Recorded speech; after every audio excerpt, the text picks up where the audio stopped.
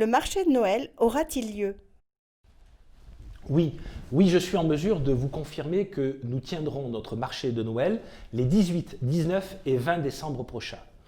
Dans une période marquée par les incertitudes et les difficultés, il me semblait essentiel de maintenir ce temps fort, synonyme de partage, de convivialité et de chaleur humaine. De nombreuses surprises viendront émerveiller les plus petits comme les plus grands. En plus des nombreux stands inscrits, vous y retrouverez entre autres un petit train du Père Noël, une bourse aux jouets, une séance photo avec le Père Noël, ainsi qu'un carrousel les 21, 22 et 23 décembre. J'ai entendu parler d'une opération Père Noël, le 24 au soir. Quelle merveilleuse idée! En quoi consiste-t-elle précisément? En effet, la commune de Coutras souhaitait offrir aux petits Coutrillons un moment magique avec le Père Noël. Le 24 au soir, il se rendra donc dans 55 foyers Coutrillons et apportera aux enfants les cadeaux que les parents souhaitent leur offrir. C'est une magnifique opération. Je suis fier que nous la menions au sein de la commune de Coutras. Et j'en profite pour remercier l'ensemble des bénévoles qui participent à cette opération. Merci à eux. Nos commerçants ont souffert des conséquences de la crise sanitaire et beaucoup se trouvent dans des situations financières très difficiles. La ville de Coutras va-t-elle les accompagner? Alors je dis oui. Oui, nous n'abandonnerons pas nos commerçants.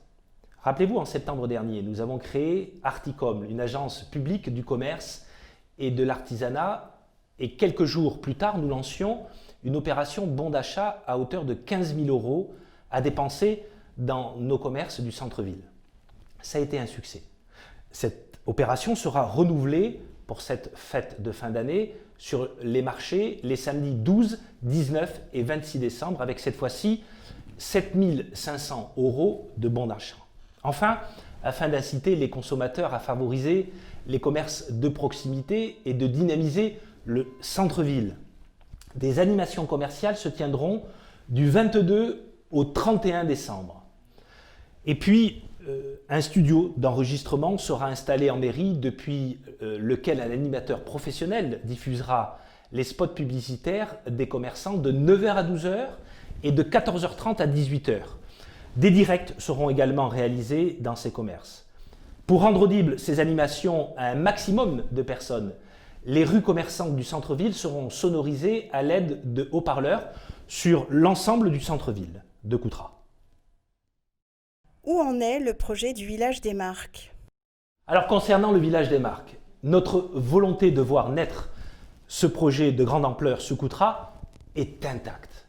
Nous sommes désormais dans un temps judiciaire et vous le comprendrez, en raison de la crise sanitaire, nous avons perdu environ 1 an. Mais une réponse devrait nous être apportée dans les prochains mois.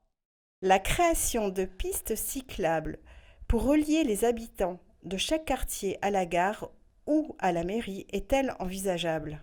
Afin de répondre à cet enjeu, une commission composée d'élus et d'agents concernés a été créée voilà maintenant quelques semaines, juste après notre élection. Elle sera chargée de dresser un état des lieux de la commune et de hiérarchiser les secteurs sur lesquels il est nécessaire d'intervenir. L'objectif de cette commission sera certes de proposer des solutions pour que nous puissions réduire la vitesse de certains usagers, mais elle devra aussi également émettre des hypothèses pour que soit davantage donnée la priorité aux piétons et aux cyclistes. À titre d'exemple, les travaux rue Robert Moulin devraient être terminés en 2022 et je souhaite m'inspirer de l'aménagement de cette rue pour l'avenir. Pour revenir à votre idée, moi j'y suis favorable. Cependant, nous recevons beaucoup de demandes relatives à des aménagements de voirie. En ce sens, je souhaite et nous établirons un bilan chiffré avec des priorités. Ce bilan aura un coût et ce coût devra nécessairement être compensé par une augmentation d'impôts. Donc je réfléchis à lancer une grande consultation type référendum pour vous demander votre avis sur ces questions. Avant cela, nous créerons également un sondage sur notre application Coutras ma ville afin que vous vous prononciez sur la tenue de cette consultation. Donc je vous invite à télécharger Coutras ma ville. Je reçois aussi chaque jour de nombreuses propositions d'aménagement qui, selon moi, sont intéressantes. Je souhaite donc être totalement transparent avec vous et indiquer aux Coutrionnes et Coutrions les coûts que pourraient engendrer de telles réalisations. Qu'en est-il de l'implantation de la fibre sur Coutras et principalement sur le secteur de l'Auvira? Tout d'abord, l'implantation de la fibre à Coutras ne relève pas des compétences de la mairie, mais du département de la Gironde qui a ensuite délégué cette mission à l'entreprise Gironde Numérique. Nous ne pouvons donc, vous l'avez compris, pas interférer dans ce processus de déploiement. Ensuite, je ne pense pas qu'il y ait de quartiers défavorisés ou mis à l'écart sur la commune de Coutras. Il existe, c'est vrai, certains quartiers avec des spécificités, mais tous sont mis sur le même pied d'égalité. Tout ce que je peux vous dire, c'est qu'après renseignement, le quartier de l'Auvira est actuellement concerné par une étude de terrain. S'en suivra ensuite les travaux de déploiement, puis le raccordement final. L'Auvira est situé en phase prévisionnelle 2, ce qui signifie que la fibre y sera accessible normalement au plus tard en 2022. Je vous invite à vous rendre sur le site Gironde Oméga et vous retrouverez une carte interactive d'implantation adresse par adresse de la fibre sur la commune de Coutras. Enfin, pour ce qui est des visioconférences, nous disposons sur la commune 14 rue Gambetta d'un espace de coworking avec une connexion Internet, des écrans, des vidéoprojecteurs et des imprimantes. Cette première vidéo de questions-réponses est maintenant terminée.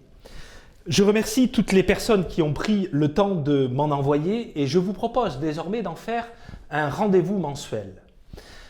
Toutes les questions n'ont pas été abordées et je m'en excuse, mais toutes feront l'objet d'une réponse écrite. Je vous souhaite à toutes et à tous de très belles fêtes de fin d'année et je vous donne rendez-vous dès le 18 décembre à 17h30 pour l'inauguration du marché de Noël. Merci.